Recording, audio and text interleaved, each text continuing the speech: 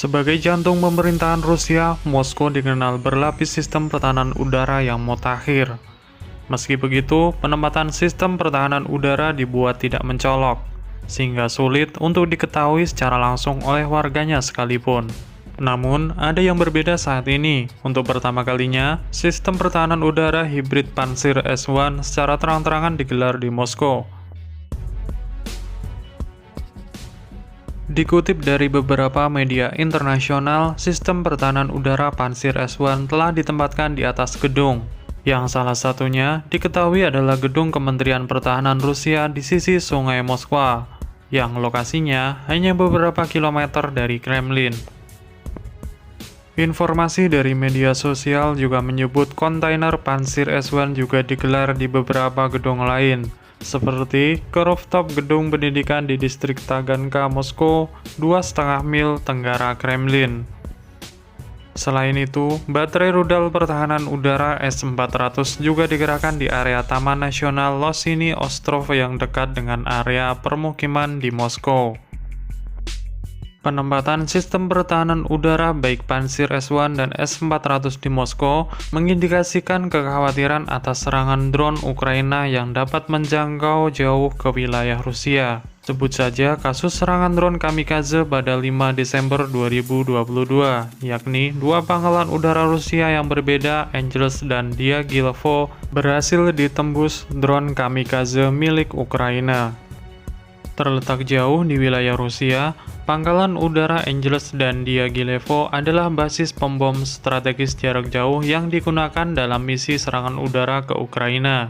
Pangkalan udara di Angeles juga dikenal sebagai Angeles II di wilayah Saratov adalah pangkalan penerbangan jarak jauh utama Rusia di bagian barat negara itu dan berjarak sekitar 482 km dari perbatasan Ukraina. Serangan drone kamikaze Ukraina tersebut menjadi perhatian dunia. Pasalnya, serangan diarahkan ke instalasi penting militer Rusia yang lokasinya notabene jauh dari perbatasan Ukraina dan Rusia.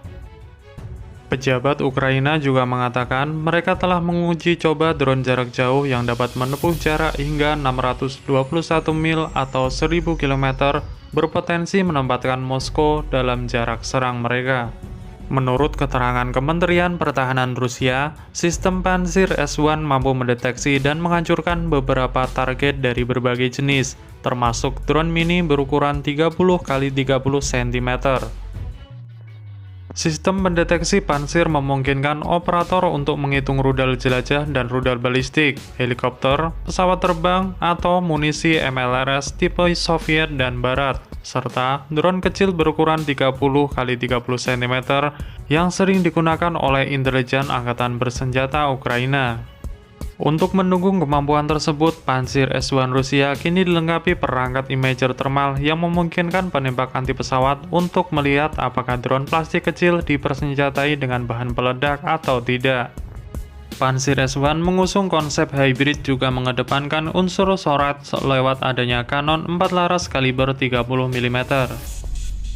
Sementara kebutuhan pertahanan udara jarak menengah hadir dengan konfigurasi rudal 57E6.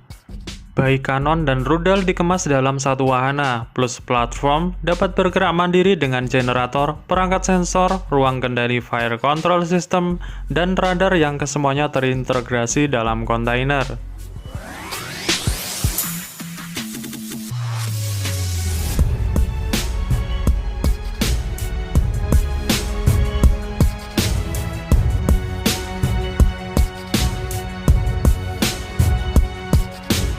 Sky.